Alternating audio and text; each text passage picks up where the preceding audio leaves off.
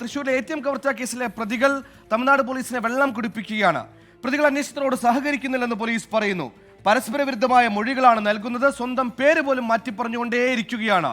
കൂടുതൽ അന്വേഷണത്തിനായി തമിഴ്നാട്ടിലുള്ള പോലീസ് സംഘം ഹരിയാനയിലേക്ക് തിരിച്ചിട്ടുണ്ട്. നിലവിൽ തമിഴ്നാട് പോലീസിനെ ആക്രമിച്ച കേസിൽ പ്രതികളെ റിമാൻഡ് ചെയ്തിരിക്കുകയാണ്. അധികം ബുദ്ധിമുട്ടില്ലാതെ കവർച്ച നടത്താൻ കഴിയുന്ന ATM സെന്ററുകൾ കണ്ടെത്തുകയാണ് മുഹമ്മദ് ഇക്രാം നയിക്കുന്ന കവർച്ചാ സംഘത്തിന്റെ ആദ്യ ലക്ഷ്യം.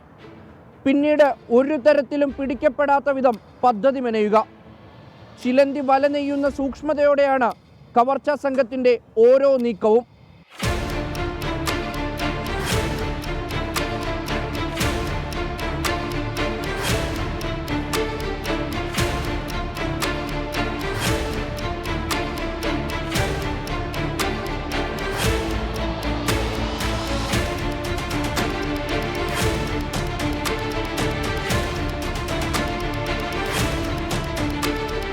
സംഘത്തലവൻ ഇക്രാം മഹാരാഷ്ട്രയിലെ ATM തട്ടിപ്പു കേസിൽ ശിക്ഷ കഴിഞ്ഞ് പുറത്തിറങ്ങിയത് 2 മാസം മുൻപ് മാത്രമാണ്.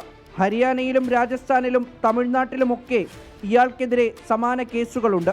ജയിലിൽ നിന്നിറങ്ങിയതിനു പിന്നാലെ പുതിയ ഓപ്പറേഷനുള്ള തയ്യാറെടുപ്പ് തുടങ്ങി. ഇത്തവണ ലക്ഷ്യമിട്ടത് കേരളവും ആന്ധ്രാപ്രദേശും.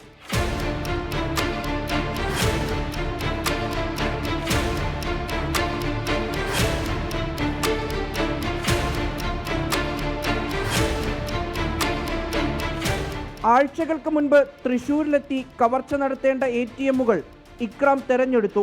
തൃശൂരിലെ പണം കൂടുതലുള്ള സെക്യൂരിറ്റി ഇല്ലാത്ത 3 ATM സെന്ററുകൾ.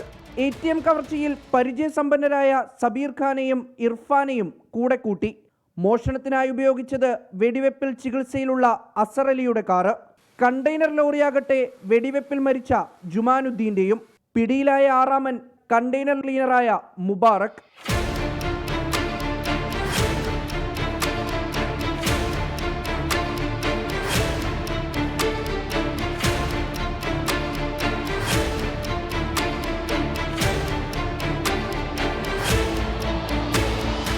ബുധനാഴ്ചയാണ് പ്രതികൾ ചെന്നൈയിലെത്തിയത്.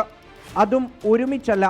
2 പേർ വിമാനത്തിലും 2 പേർ കാറിലും മറ്റു 2 പേർ കണ്ടെയ്നറിലും.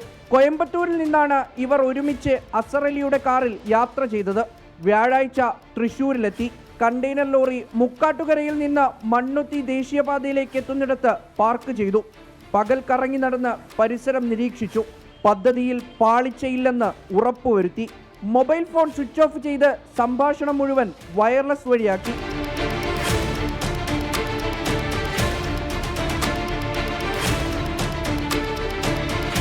കവർച്ച കഴിഞ്ഞതോടെ രക്ഷപ്പെടാനുള്ള ശ്രമമായിരുന്നു പിന്നീട്.